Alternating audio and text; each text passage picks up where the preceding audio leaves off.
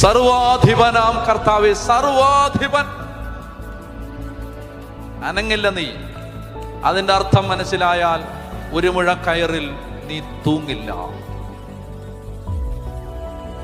സർവാധിപൻ.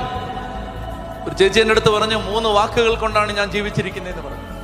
കാറ്റടിച്ചു, കടലിളകി, ഒരു രൗദ്രസാഗരം, സങ്കടത്തിന്റെ ഒരു കടലിരമ്പം എൻ്റെ ജീവിതത്തെ അപ്പാടെ അടിച്ച് തകർക്കാൻ ഇങ്ങനെ കാറ്റിന്റെ കനത്ത കൈകൾ, തിരയുടെ കനത്ത കൈകൾ അടിച്ച് തകർത്ത് തരിപ്പണമാക്കുമെന്ന് തോന്നിയ സന്ദർഭങ്ങളിൽ, ജീവിതത്തിന്റെ ദശാസന്ധികളിൽ, നാൽക്കവലകളിൽ പകച്ചു നിന്ന നേരങ്ങളിൽ പിടിച്ചു നിൽക്കാൻ സഹായിച്ചത് 3 വാക്കുകളാന്ന് പറഞ്ഞു. 3 വാക്കുകൾ. ഏതൊക്കെയാണ് ചേച്ചി ആ 3 വാക്കുകൾ?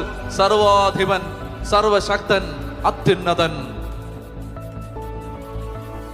3 വാക്ക്, ഇത്രേ ഉള്ളൂ. ആ വാക്കാണ് ഒരു പാവൻ ജീവിതത്തെ